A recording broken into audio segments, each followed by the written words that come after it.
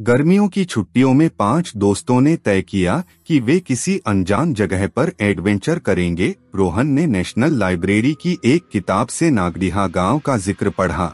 एक ऐसा गांव जो 30 साल पहले वीरान हो गया था, जहां रात में परछाइयां घूमती हैं और हवा में अजीब सी फुसफुसाहटें गूंजती हैं। दोस्तों ने डर को नजरअंदाज किया और गांव की तरफ निकल पड़े। गांव पहुंचते ही टूटी पगडंडी, जले हुए खंभे और उखड़े हुए कुएं ने उनका स्वागत किया। बीच गांव में एक पीपल का पेड़ मिला जिसकी शाखाओं में फटी चप्पलें और गुड़ियों के टुकड़े लटक रहे थे। तभी झूला अपने आप तेजी से घूमने लगा। डर के माहौल में एक बूढ़ी दादी प्रकट हुई जिनकी आंखें सफेद और चेहरा झुर्रीदार था। उन्होंने कहा, यहाँ आत्माएं जागती हैं, अगर जान बचानी है तो लौट जाओ।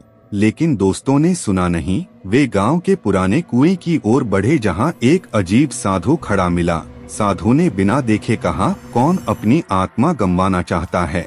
तभी कुएं से एक सफेद हड्डी जैसा हाथ बाहर निकला और सन्नाटा चीखों में बदल गया। साधु ने अपनी छड़ी पटकी और पेड़ों से सिसकती आत्माएं बाहर निकलने लगीं। नीलम ने माचिस से आग लगाई, आत्माएं पीछे हटने लगीं, लेकिन श्राप अब भी जिंदा था।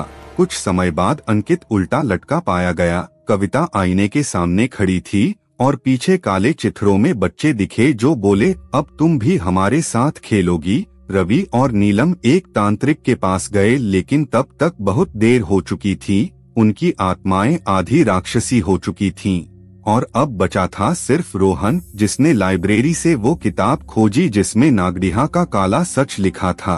गांव में बच्चों की बलि दी जाती थी, इसलिए उनकी आत्माएं आज भी वहां भटकती हैं। तभी किताब से एक हाथ निकला और रोहन को खींच लिया।